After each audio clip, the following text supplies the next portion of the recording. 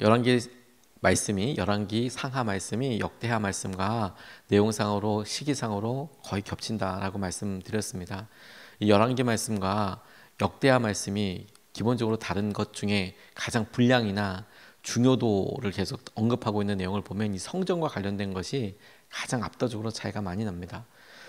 사무엘 상하와 열왕기 상하가 쓰여진 연대가 포로기로 가기 전이라고 생각을 하고 있고, 역대지 상하가 쓰여진 이유를 포로기 이후에 쓰여진 그런 역사서라는 거라고 보통 학자들이 이야기하고 있는데, 그 중심의 차이의 가장 핵심으로 보고 있는 것이 이 성전이라는 것이 굉장히 중요하다고 싶어요. 성전을 어떻게 바라볼 것인가. 그래서 열왕기 상하에도 성전을 지은 내용이 나오지만 이 역대하에 나와 있는 이 정도는 아닙니다. 어떤 기도가 있었는지, 하나님은 어떻게 응답하셨는지, 그들이 어떻게 기도했는지, 어떤 방식으로 이게 만들어 지어지게 됐는지, 이 역대하 말씀은 굉장히 자세하게 이것을 묘사하고 기록하고 있습니다. 또 역대상 말씀은 다윗이 이것을 어떻게 준비했는지에 대해서 굉장히 길게 그가 준비했던 거, 그와 관련된 여러 일들을 엄청 자세하게 기록하고 있어요. 그러니까 그만큼 역대상하의 말씀은 성전을 짓고 그 성전의 의미와 어떤 고백과 하나님께서 어떻게 약속하셨는지가 핵심이고, 뿐만 아니라 그 내용이 앞으로 이어지게 될 이스라엘 백성들의 믿음에 있어서 가장 중요한 핵심이다, 꼭 기억해야 한다 라고 생각하는 그런 핵심 중에 핵심이라고 생각하는 것을 우리가 잘 이해할 필요가 있습니다. 왜냐하면 우리가 보기에 계속 성전 이야기만 나오네. 예, 맞습니다. 그게 중요하기 때문이죠. 보통 왕들이 자기가 어떤 커다란 일을 이루고 나면 그 일이 자기의 어떤 업적이라고 생각해서 자기 자랑을 하기 나름입니다. 이건 대단히 내 시기에 있었던 이루어낸 업적이다라고 생각하기 쉽습니다. 그런데 이 솔로몬이 이 모든 일들을 하나님께서 하셨다라는 점에, 하나님이 어떻게 이루셨다라는 점에 대해서 중심을 두고 있는 것도 굉장히 특이한 점이에요. 성전은 하나님께서 말씀하신 약속의 성취이고, 또 이스라엘과 함께 하시는 하나님의 임재와 관련되어 있어요. 하나님과 함께하고 계시는 것이기 때문에 하나님이 우리와 여전히 함께 하시고 임재하고 계시는 그런 믿음의 표시이기도 했고, 앞으로도 변함없이 의지하게 될 언약의 증거 역할을 하게 됩니다. 누구나 다 볼 수 있는 하나님의 임재의 상징이자 그들이 하나님께서 이루실 약속에 대해서 볼 수 있는 증거였던 것입니다. 오늘 이 말씀에서 솔로몬이 이렇게 고백하고 있는 내용에서 그가 특별히 알고 있었다라고, 그가 특별히 갖고 있었던 지혜에 대해서 우리가 좀 살펴보고 싶습니다. 첫 번째로 솔로몬이 이런 것을 그의 고백을 통해서 보니까 알고 있었구나, 고백하고 있구나, 이렇게 주목하게 되는 것이 무엇이냐면, 이 일이 아주 특별한 일인 것에 대해서 알고 있었어요. 이게 무슨 말이냐면 특별한 일이지 라고 싶지만 그가 바라보고 있는 시선이 조금 독특합니다. 뭐라고 이야기하고 있냐면 5절 6절 말씀에 이렇게 이야기합니다. 내가 내 백성을 이집트 땅에서 이끌어낸 날부터 오늘에 이르기까지 내가 내 이름을 기릴 집을 지으려고 이스라엘 어느 지파에서 어느 서금을 택한 일이 없다. 또 내 백성 이스라엘을 다스릴 영도자를 삼으려고 어느 누구를 택한 바가 없다. 그러나 이제는 내 이름을 둘 곳으로 예루살렘을 택하였고 내 백성 이스라엘을 다스릴 사람으로 다윗을 택하였다 하셨습니다 라고, 이 솔로몬이 백성들에게 성전을 다 완공하고 나서 한 내용들에 이렇게 주목하고 있는 내용입니다. 솔로몬이 뭐라고 고백하고 있느냐, 그 내용을 보면 하나님께서 이스라엘 백성들을 인도하시고 이끌어 주실 때 하나님이 성막을 통해서 움직이고 하셨지 않습니까? 그러니까 그곳이 하나님이 인도해 주셔서 이곳이다 머물고, 다시 구름 떠서 이곳 이동하신다면 이곳이다 머물고, 이렇게 머물기는 했지만 그 장소가 민수기 33장에 42곳이 이렇게 차례대로 쓰여져 있습니다. 장소만 나와 있지 그 텐트를 쳤던 곳이 몇 년만 지나도 확인하기가 어렵지 않겠습니까? 성막을 크게 치고 그곳에 머물렀는데, 그런데 이것이 무슨 건물이 아니다 보니까 텐트 친 곳을 어떻게 알겠습니까? 우리가 요즘 캠핑 같은데 유행이라고 하셔서 가시는 분들이 아마 여럿 있으실 텐데, 텐트 친 곳을 어떻게 다 알겠어요? 1년 전에 2년 전에 여러분 가족들이 텐트 친 곳을 가보면 그렇구나 이런 정도, 그래 대충 이 자리인 것 같아 알 수 있겠지만 정확하게 그 자리를 표시해내서 아는 게 아니라 지형 지물을 가지고 알 수 있겠죠. 이거 10년 지나면 알 수 있겠습니까? 20년 지나면 알 수 있겠습니까? 모릅니다. 그런데 하나님께서 택하지 않았다. 어느 장소라고 어떤 사람을 통해서 성전 지으라고 말한 적 한 번도 없다. 그런데 하나님께서 예루살렘 이 지역을 성전이 있어야 될 곳이라고 택하셨고, 이 일을 해야 될 사람으로서 다윗에 이어서 솔로몬을 택하셔서 결정하셔서 이 일을 행하신 것이다 라고 솔로몬이 고백하고 있는 거예요. 그러니까 그에게 있어서 이게 특별한 일이구나 라고 알았던 핵심의 내용이 뭐였냐면, 하나님께서 택하셔서, 하나님께서 계획하셔서, 의미를 두셔서 이것을 이 예루살렘과 이것을 우리 가문의 다윗과 그리고 다윗의 아들인 자신에게 이걸 특별히 행하신 것이라는 사실을 알고 있었어요. 이 특별하다 아니다라는 의미가 저는 굉장히 남다르게 다가왔습니다. 이유가 뭐냐면, 모두가 다 걷고 있고 모두가 다 행하는 일이지라고 싶지만, 하나님께서 이 일은 하나님의 계획과 하나님의 보호 아래 있는 것이 틀림없어라고 우리가 눈이 열려, 믿음의 눈이 열려서 볼 수 있는 사람은 이 일이 얼마나 특별한 일인지, 때가 돼서 짓는가 보구나, 이거 이렇게 돼서 하는 거구나가 아니라 누가 이 일의 주인인지, 누가 이 일을 이끌어 가시는지에 대한 명확한 믿음의 고백일 뿐만 아니라 자신과 하나님과의 관계를 알고 고백하는 중요한 통로이기 때문에 그렇습니다. 그가 뭔가 능력 있고 잘나서 이렇게 된 것이 아니라 하나님께서 특별하게 이 일을 선택하셨고 하셨기 때문에 이 일이 이루어진 거야. 하나님의 계획이셨어. 하나님께서 하신 것대로 이루신 거야 라고 그가 알았다라는 거예요. 이것을 통해서 그의 마음속에 앞으로 하나님께서 이 일을 통하여 내게, 우리 가족에, 앞으로 다윗의 이 왕조 위에 하나님이 이루실 일들이 특별하고 주님께서 주실 특별한 관계 때문에 지키실 것이라는 것을 믿게 되는 것이죠. 여러분, 이 의미, 특별하다는 의미는 마치 그냥 우리가 말씀을 여러 사람 듣는 가운데 이렇게 될 거다라고 일방적으로 듣는 것과 개인적이고 인격적인 관계여서 정말 그러냐고 확인해보고 그 말에 하나님께서 다시 대답해 주셔서 그래, 약속대로 이루실 거야, 이렇게 대화하듯이 인격적으로 말씀해 주시는 것과 똑같이 차이가 있는 거예요. 이건 특별하게 하나님의 계획과 하나님의 이끄신 가운데 있게 되는 거구나. 왜? 이것은 특별한 계획을 갖고 있는 사람에게 특별한 관계임을 알게 되는 거죠.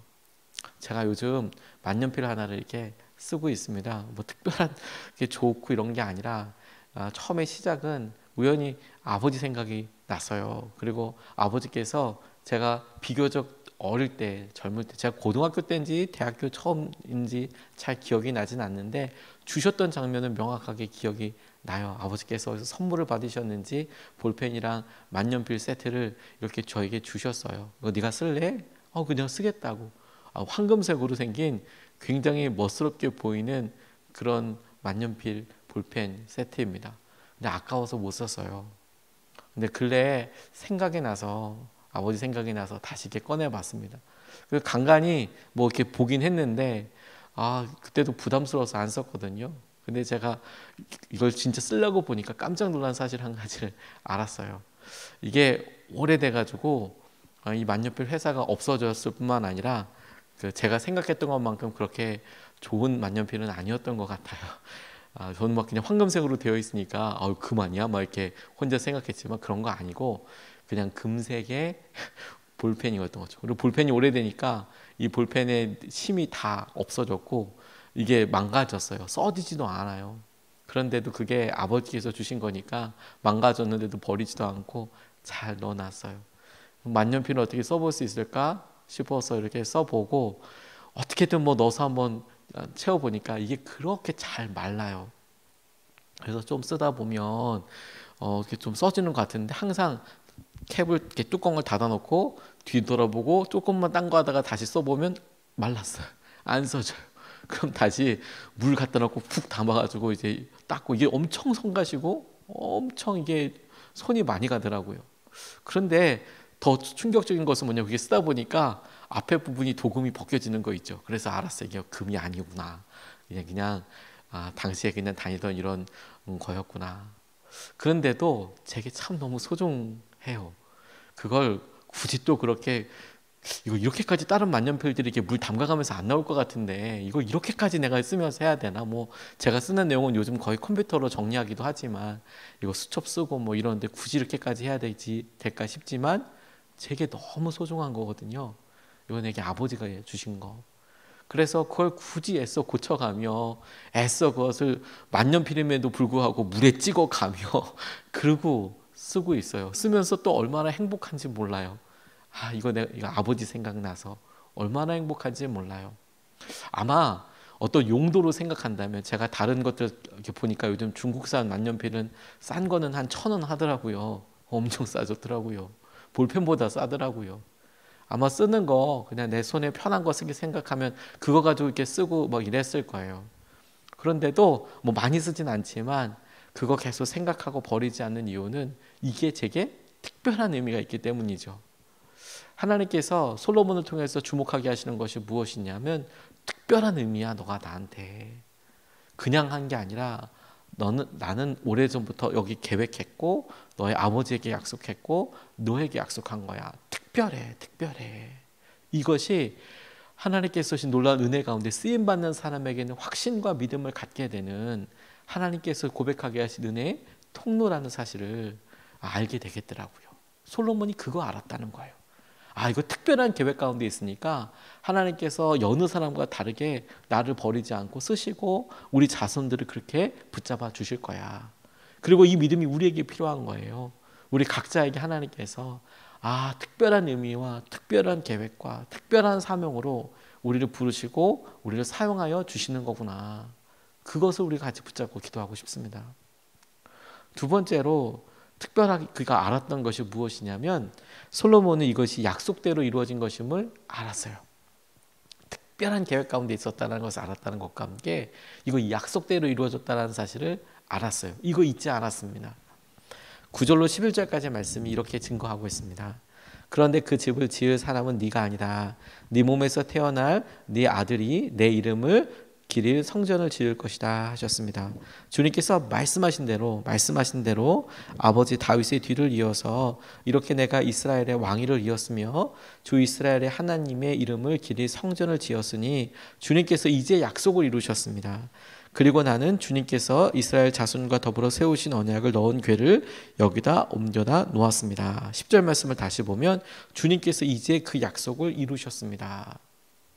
이것을 조금만 고쳐서 묵상해 보면 한 번만 더 질문해 보면 이 표현이 자연스럽게 우리의 어떤 마음에 이어지는 자연스럽게 이루어지려면 이렇게 아마 고백되어야 될 것 같아요. 이제 주님께서 약속하신 것대로 이렇게 하셨지만 쭉 옆에 얘기한 다음에 이제 주님이 말씀하신 대로 제가 약속을 이루었습니다. 성전을 지은 것은 솔로몬이잖아요. 그래서 하나님께서 이렇게 말씀하셨고 아버지 다윗에게 말씀하셨는데 이제 제가 그 약속을 이루었습니다. 주님 저를 축복해 주십시오. 이제 제가 이루었습니다.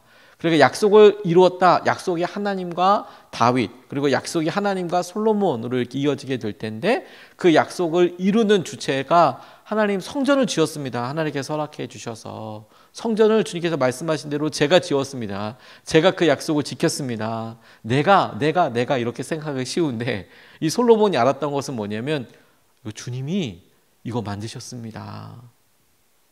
주어의 명확한 차이를 아시겠습니까? 이거 주님께서 하셨다고 생각하는 거예요. 솔로몬이 성전을 지었는데 자기가 지은 게 아니고 주님이 지으셨다는 거예요. 주님이 약속을 지키셨다는 거예요. 그러니까 성전을 짓게 되는 모든 과정과 재료 조달과 그리고 사람과 뭐 이런 모든 일들을 주님이 하셨다라고 고백하고 있는 것이죠. 이게 놀라운 것이죠. 솔로몬이 알았어요. 이거 주님이 약속을 지키신 거라고요.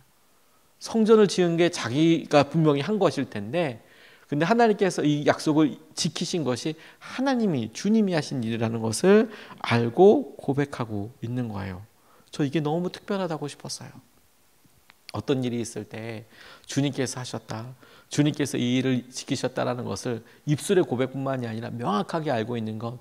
이것은 하나님께서 마땅히 받으셔야 될 영광과 하나님께서 마땅히 이 모든 일을 통하여 받게 될 주목, 업적과 이런 모든 일들을 가로채지 않고 올려드리는 것, 드리는 것과 너무 관련이 있는 것이죠. 그리고 여러분 여기서 한 끗 차이로 이거 내가 했지.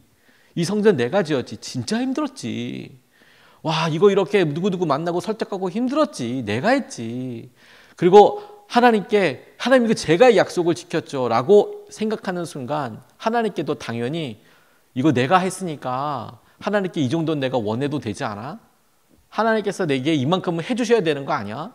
하나님께서 나와 나 가족을 이렇게까지 당연히 하나님께 은혜를 주셔야지 라고 생각하게 된다고요.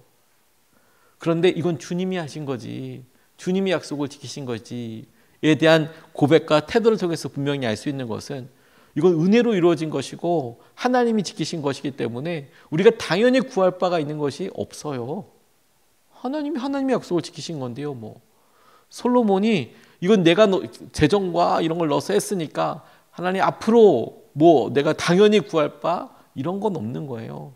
그거 알았어요. 그가. 주님께서 일을 하셨으니 주님이 약속을 지키신 것이니 주님은 계속해서 신실하시게 우리 가족과 왕조를 이끌어 나가시겠고 이스라엘을 붙드시겠고 주님이 하실 것이니까 오히려 주님의 성품과 주님의 계획하심과 약속을 신뢰하고 의지하며 더 놀랍게 굳건히 설 수 있게 되는 것이죠. 여러분, 오늘 우리의 시선이 우리 삶에서 우리가 하고 우리가 했기 때문에 당연하다고 느끼는 것이 아니라 하나님께서 이루신 일, 그것에 대한 분명한 고백으로 하나님이 지속적으로 우리를 사용하여 주시고 지속적으로 축복하여 주시고 인도하여 주시는 것을 우리가 누리고 싶어요. 우리가 수고한 것이 왜 없겠습니까? 솔로몬이 수고한 거 왜 없겠습니까? 그런데 여러분, 내가 이 정도 수고했으니까 나도 이 정도 수고했다고 얘기하는 순간 더 큰 은혜로 베풀어 주었던 사람은 더 이상 그 사람에게 은혜 베풀고 싶은 마음이나 더 이상 기회를 열어주고 싶은 마음이 싹 닫히는 거예요. 자기가 했다고 생각하는 사람에게는 하나님께서 베풀어 주시고 이끌어 주시고, 그런대로 우리의 마음이 겸손해서 이거 주님이 이루신 거잖아요. 이건 당신께 받은 은혜잖아요. 그 마음과 그 태도로 인하여 하나님께서 혹은 은혜를 베푸는 사람이 지속적으로 우리를 붙잡아 주시고 은혜를 더하여 주시는 거라고요. 어느 순간에 우리가 이건 내 거, 내가 한 거, 이건 내가 어느 정도 한 거지, 그 순간에 은혜의 그늘은 싹 사라지는 거예요. 펜싱 경기가 있습니다. 너무 빨라가지고 어떻게 됐는지 잘 알지도 못하겠더라고요. 그런데 이번에도 아시안 게임 할 때 보니까 이제 펜싱 선수도 이렇게 하고 참 멋스럽긴 하더라고요. 이렇게 뭐가 딱 닿으면, 칼이 닿으면 요즘 전자동 이런 장구들이 있어서 삑 하고 이제 득점하고 이런 것들이 나오죠. 또 근래에는 어떤 드라마로 유명하기도 했다고 합니다. 근데 이게 아주 오래전부터 있었던 스포츠, 위험한 투기 종목이죠. 우리가 봤을 때는 그냥 가벼운 칼 흔드는 것 같지만 중세시대 때부터 내려오는 칼 가지고 장난하는데 스포츠인데 그게 정말 투기죠. 왜냐하면 사고가 나고 크게 다칠 수도 있으니까, 의도적으로. 그리고 멈추지 않으면 죽을 때까지 싸우는 싸움 아니겠습니까? 칼 들고 하는 거니까요. 그러니까 엄청난 싸움인 거죠. 그런데 중세 때는 요즘처럼 전자장구, 보호장구가 없는 중세 때는 그거 어떻게 했을까? 결투 때나 혹은 서로의 검술을 이렇게 겨룰 때 누가 했을까? 심판이 있었다고 하지만 심판의 눈에 순간적으로 이렇게 확 이렇게 이런 게 다 보이진 않았을 것 아닙니까? 근데 그럴 때 예전에는 이렇게 했다는 건 투쉐라고 소리를 질렀다는 거예요. 이게 심판이 소리 지르는 것도 아니었고요. 칼에 맞은 사람이 그렇게 소리를 질렀대요. 그러니까 펜싱에서 공격에 성공하면 투쉐라고 외치는데 이 뜻이 찔렀다, 내가 찔렀어, 이게 아니라 내가 찔렸다라고 고백하는 거래요. 투쉐. 당연히 찌른 사람이 외치는 게 아니라 찔린 사람이 외치는 거예요. 찔린 사람이. 펜싱은 실정한 사람이 손을 들고 패배를 인정함으로써 상대방에게 점수를 주는 그런 경기입니다. 내가 맞았다고 이렇게 이야기한다는 거예요. 그런데 만약에 경기에 이기려면 찔렸어도 아니라고 우길 것 같잖아요. 또 우기는 사람이 있을 법도 해요. 그런데 나밖에 모르는 실점에 투세, 나 찔렸어, 이렇게 인정하며 손을 드는 것이 이게 승패를 가르는 건데 이게 가능할까? 다 속이지 않을까? 근데 그럴 것 같지만 여러분, 본래 이게 무예였다 보니까 투쉐 이렇게 외치면 그 다음에도 칼날이 날라오고 더 맞고 결국에는 진짜 어떻게 회복할 수 없는 것을 이렇게 당하게 되는 것이죠. 가족과 사랑하는 사람 지키려고 무예를 연습하는 것인데 역설적이게도 투쉐라고 외칠 때마다 내가 졌다라고 외칠 때마다 진짜 자기를 보호하는 거예요. 자기보다 검술이 진짜 뛰어난 사람을 만나면 투쉐라고 빨리 이야기하지 않으면 더 많은 그런 상처를 입게 되는 거니까요. 이게 실전이었으면 나 죽었을 거야. 내게 달아온 칼을 잘 알고 고백하는 거. 이게 진정으로 스포츠를 잘하는 것뿐만 아니라 자기가 살 수 있는 방법이었다는 거예요. 하나님이 하신 일, 하나님께서 우리 가운데 이루신 일, 우리도 똑같이 지켜보고 고백해야 된다는 거예요. 이건 주님이 하신 거예요. 내가 내 숟가락 올려놓고 이건 내가 한 일이지, 이게 아니라 이건 주님이 하신 일이에요. 이건 주님이 하신 거예요. 그걸 통해 하나님께서 지속적으로 우리를 보호하시고 이끌어 주시는 것을 우리가 알고 경험하게 될 줄로 믿습니다. 오늘 두 가지를 같이 나눴는데, 첫 번째, 솔로몬이 알고 있었던 거, 이 일이 특별한 일인 것을 알았어요. 성전 짓는 거 특별하죠. 이 수준이 아니라 하나님이 택하셔서 이 일을 하나님과 우리 사이에 이루신 거야. 이거 알았어요. 특별하다는 거. 두 번째, 하나님께서 약속하신 대로 이루셨다는 거, 이거 하나님이 하신 거, 주님이 하셨다는 사실을 알았어요. 우리에게도 주님과 특별한 관계가 있지 않습니까? 우리도 주님이 약속하신 것이 있지 않습니까? 이것을 붙잡고 두 번 나눠서 기도하고 싶습니다. 첫 번째로 이렇게 기도하겠습니다. 주님, 우리 각자에게 계획하신 특별한 계획과 사명을 이루어 주십시오. 주님, 우리 각자에게 계획하신 특별한 계획과 사명을 좀 이루어 주십시오. 주님, 각자에게, 주님 이런 일을 우리에게 하길 원하셨죠. 하나님 이런 일을 말씀하셨죠. 특별한 계획과 사명이 있는 것을 우리가 믿습니다. 우리 각자에게 계획하신 이 계획과 사명을 이루어 주시고 쓰임받게 하여 주십시오. 우리가 첫 번째로 같이 함께 기도하시겠습니다.